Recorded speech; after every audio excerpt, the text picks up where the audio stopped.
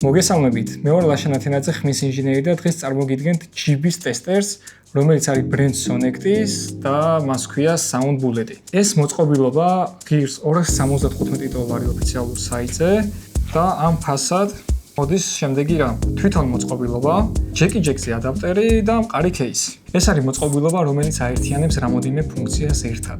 რაც შევიძინე, მას მერე თან დამაქვს ყოველი მუშაობისას 99% შემთხვევაში ვიყენებ, რადგან ბევრ დროს მაზოგინებს და არის ძალიან ეფექტური. ვიზუალური განხილვა რო დავიწყო, პირველ რიგში გვაქვს Noitrix ბრენდის თავები, რომელიც არის მოოქროვი. წინა მხარეს გვაქვს Jack-ისა და ყურსასმენის პორტები, ინდიკატორი, რომელიც გვიჩვენებს 48 ვოლტი, იგივე phantom power-ი გადის თუ არა კაბელში. აქ გვაქვს სიგნალის გენერატორი, გვაქვს სინუსოიდა და ვარდისფერი ხმაური, იგივე pink noise-ი. ქვემოთ გვაქვს Jack-დან სპიკერზე გადამრთველი, აი აქ თუ ღილაკი შეგვიძლია გადავრთოთ ეს და ქვემოთ არის -10, -20 და -40 დეციბელი ხმის დაგდება. ანუ აქედან რო სიგნალის გენერატორს გავუშვებთ, რა რაოდენობის სიგნალი გავიდეს ამ მოწყობილობიდან. აქეთ გვერდზე გვაქვს უშუალოდ კაბელის პინების ინდიკატორი 1-დან 3-მდე პინები, რაც XLR-ს აქვს და გამოიყურება ესე გამორთულობამ, როდესაც კაბელი არ არის შეერთებული, სელექტზე 2-3 წამი დიდხანს დაჭერის შემთხვევაში გადადის რეჟიმი უშუალოდ კაბელის ტესტერზე. და აი ესეთი ინდიკაცია გვაქვს. ამ შემთხვევაში არაფერი არ არის შეერთებული და არ არის რაიმე ინფორმაცია მასზე. მოკლედ, თუ ორივე ნიშნული ერთდროულად სიმციმებს ნიშნავს, რომ კაბელი მუშა არის. ხოლო, როდესაც კაბელი შეერთებულია, რომელიმე პინი არ ემთხვევა ერთ მეორეს, ესე იგი კაბელი არასწორად არის გამზადებული, ან რომელიმე პინი არის დაზიანებული. მეორე მხარეს, რაც შეეხება, გვაქვს სპიკერის რეგულირება, Type-C და ჩართვა-გამორთვის ღილაკი. პირველ რიგში, რომ ვნახოთ, როგორ მუშაობს ეს მოწყობილობა. პირველ რიგში ვთავთ, ვიღებთ კაბელს, ამ შემთხვევაში ეს არის ჩემი რაწყობილი კაბელი, Noitrix თავებზე არის ესენი, ესე ის მოქროვილი, ვაერთებთ.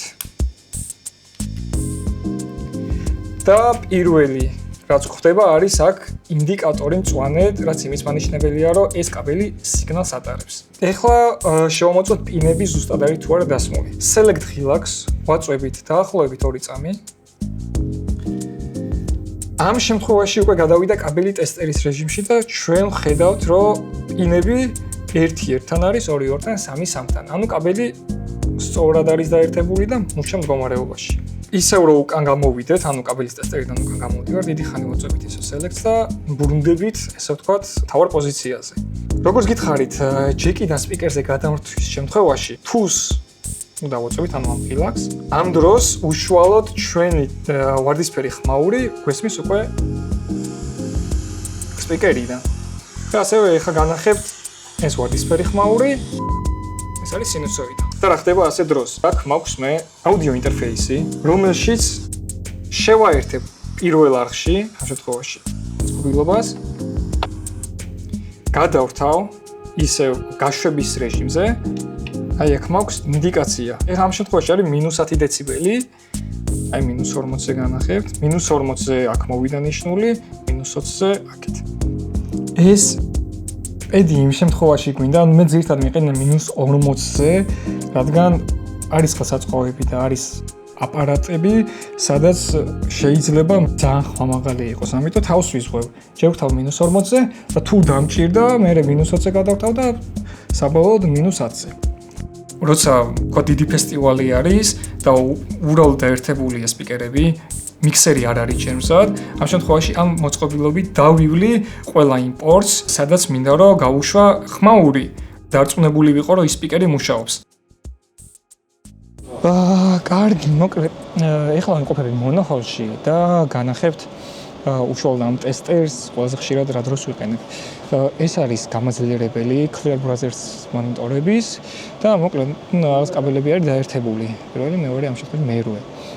ხო, დაახლოებით განვიხილავ მერვე არხს, იმიტომ რომ აქვე გვერდზე მიდევს უშუალოდ მონიტორი და -40 დეციბელი და სიგნალის დაგდება, როგორც გითხარით, რა, ნუ უსაფრთხოდ თავიდან უცებ ძალიან ხმამაღალი რო არ იყოს.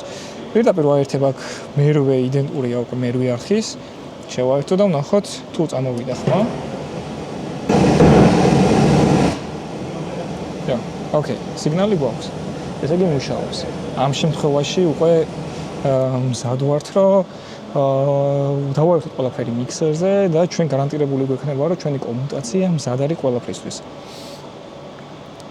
კიდევ ერთხელ არ უნდა დავგვაუწყდეს, რომ სიგნალის დაგდება იყოს -40 დეციბელი თავდაპირველად, რომ თავიდან ავირიდოთ მაღალი ხმა. ახლა განახებთ უშუალოდ მიქსერზე, როგორ შეგვიძლია, იგივე პრინციპია, როგორც აუდიო ინტერფეისზე განახეთ, მაგრამ დაახლოებით ამ შემთხვევაში ავირჩა მიქსერზე თავისუფალ არხს, რომელიც მოქვს მე-17 არხი. ჩავთავ ჩემს გენერატორს და შეერთების შემთხვევაში მაქვს უკვე სიგნალი. იგივენაირად ახლა შევცვალო მე სხვადასხვა edit -10-ზე, დაახლოებით ესეთი სიგნალია, -20 და -40. მოკლედ აქედან გამოვიდა, სიგნალის აღარ გვაქვს. მოდი გავაკეთოთ ესეთი ტესტი, Phantom Power-ი მოდის თუ არა უშუალოდ არხში. ხდება შემდეგი რამ.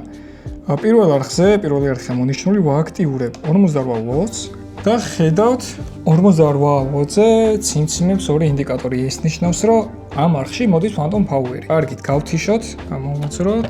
ეხლა ვცადოთ შემდეგი რამ. კაბელი და მეორე მხარეს ერთად.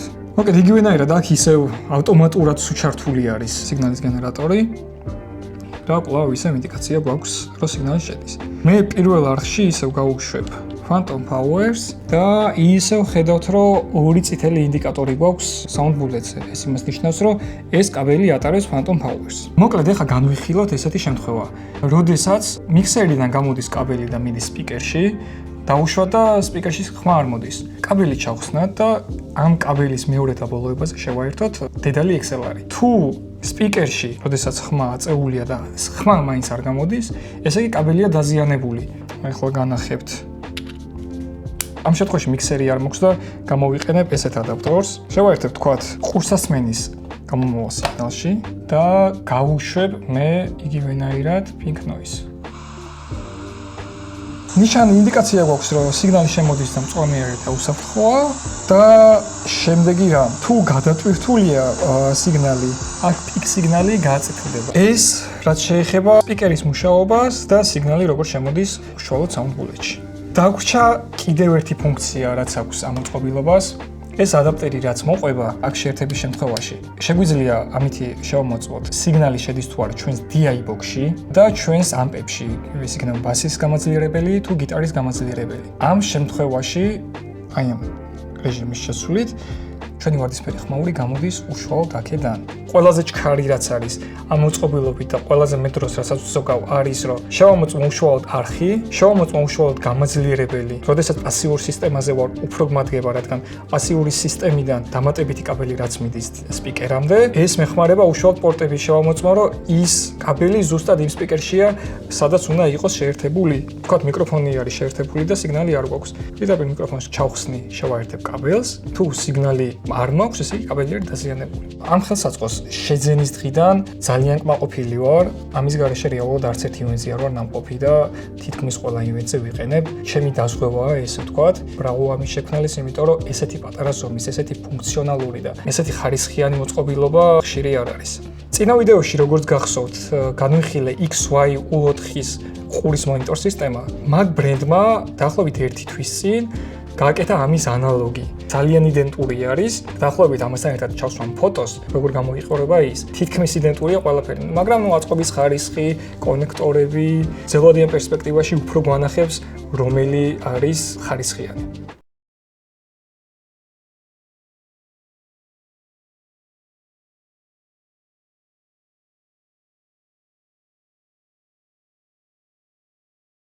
მოკლედ, დღეისათვის სულ ეს იყო. მადლობა ყურადღებისთვის. ვეცდები მსგავსი საინტერესო მოწყობილობები ჩავიგდო ხელთ, განვიხილო, განახოთ თქვენ, გაგაცნოთ ისინი და სურვილისავებ თუ გექნებათ სურვილი შემდეგ და თქვენი საჭიროება, შეძინოთ ისინი. მადლობა კიდევ ერთხელ და ნახვამდის.